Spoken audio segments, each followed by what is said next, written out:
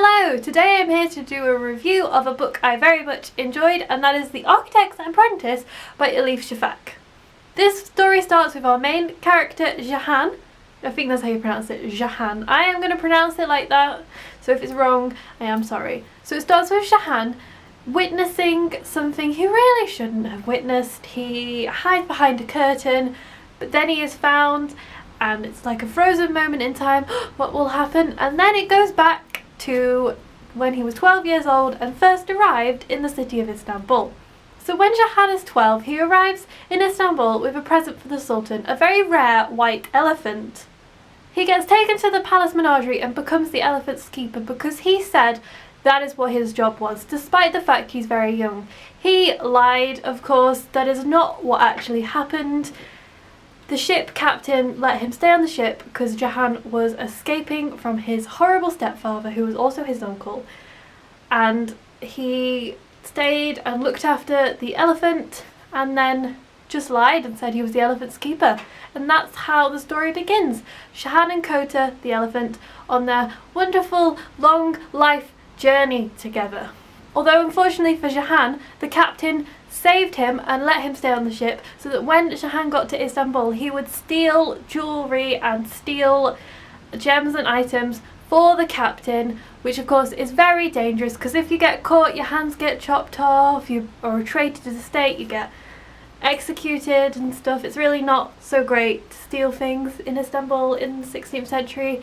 It is not advised.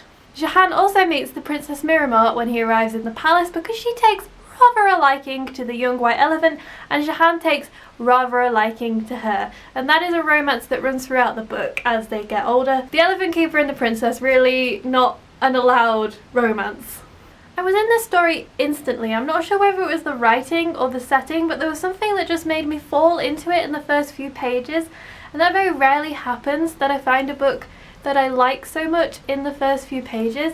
It's beautifully descriptive, it's very vivid in the pictures that it paints, and especially the animals in the menagerie and the settings of Istanbul. And of course it's the architect's apprentice because Jahan becomes an apprentice to the head architect, Sinan.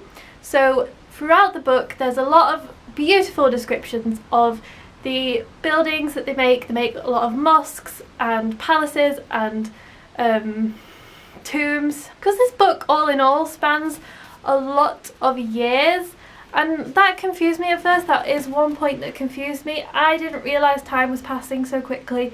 The book never really tells you how much time has passed, so Jahan soon gets older than you think he is. You think he's still 12 or 13, but he's actually in his 20s, so that was a bit confusing for me, but that was the only thing really. Everything else about this book I really loved.